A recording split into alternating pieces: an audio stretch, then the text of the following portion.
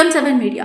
Super star Mahesh Babu దర్శకధీరుడు Rajamouli combination లో వస్తున్న భారీ ప్రాజెక్ట్ SSME 29 పై ఇప్పటికే ప్రేక్షకుల్లో అంచనాలు తారాస్థాయికి చేరుకున్నాయి. ఈ సినిమాలో ప్రియాంక చోప్రా హీరోయిన్ గా నటిస్తోంది.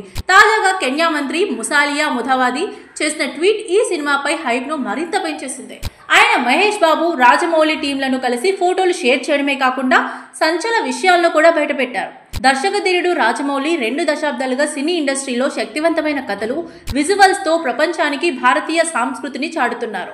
120 మంది సిబ్బందితో కూడిన బృందం విస్తృతమైన స్కౌటింగ్ తర్వాత కెన్యాలో షూటింగ్ మొదలుపెట్టింది. ముసాయి మరా, నవైషా, అంబోసేలి వంటి అందమైన లొకేషన్లు సినిమాలో భాగం కానున్నాయని చెప్పారు. అంతేకాదు SSME 29 ను ఏకంగా 120 దేశాల్లో విడుదల చేయాలని మూవీ టీం ప్లాన్ చేస్తుందని కూడా వెల్లడించారు.